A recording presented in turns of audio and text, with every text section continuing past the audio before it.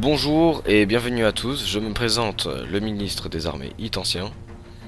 Donc on va me parler aujourd'hui du E-Corp 7. Le E-Corp 7 est un avion qui a été resté confidentiel pendant plus de 70 ans, qui finalement du coup pourra être mis dans le ciel en 2024, donc dans pas longtemps.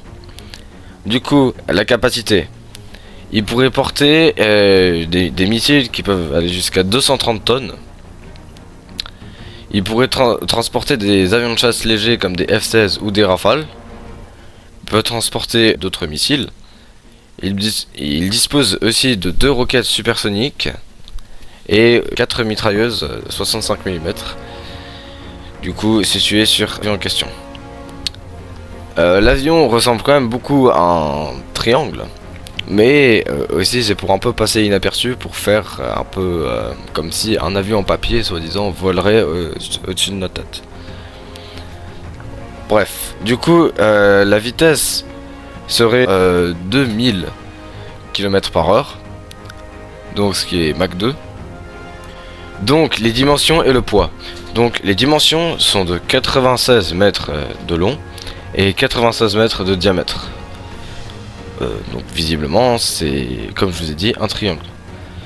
Du coup il va peser jusqu'à 830 tonnes. Enfin 830 tonnes c'est le poids de base. Comment dire, on va dire c'est le poids comment dire, sans rien sur lui, on va dire. C'est vraiment le poids de base.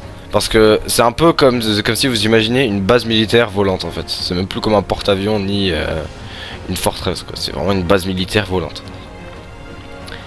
Du coup, en infrastructure, il y a déjà à l'avant, comme vous pouvez le voir, du coup la place du navigateur. Sauf que la place du navigateur, du coup, elle peut être prise soit par le navigateur, mais aussi par exemple des personnes importantes pour le pays, comme des ministres ou même tout simplement le chef d'État.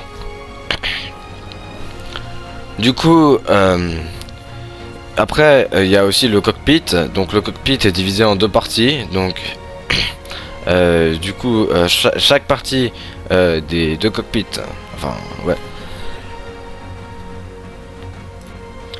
Du coup, est divisé en 2. Donc, du coup, il y a cette partie qui est destinée du coup aux pilotes et cette partie qui est destinée du coup aux copilotes. Donc il y a 2 pilotes et 2 copilotes. Ce qui est quand même un peu fou. Mais au moins ça permet de gérer bien la maniabilité du véhicule. Après, ensuite, en dessous du coup de l'appareil aérien, vous pouvez remarquer que, du coup qu'il y a la soute. Donc là où les avions de chasse et les missiles et les roquettes, donc bon, l'armement tout court peut être largué quoi.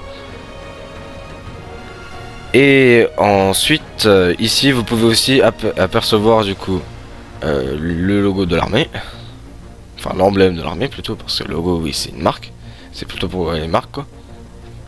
Du coup un coût unitaire pour ce type de véhicule serait de 110 milliards.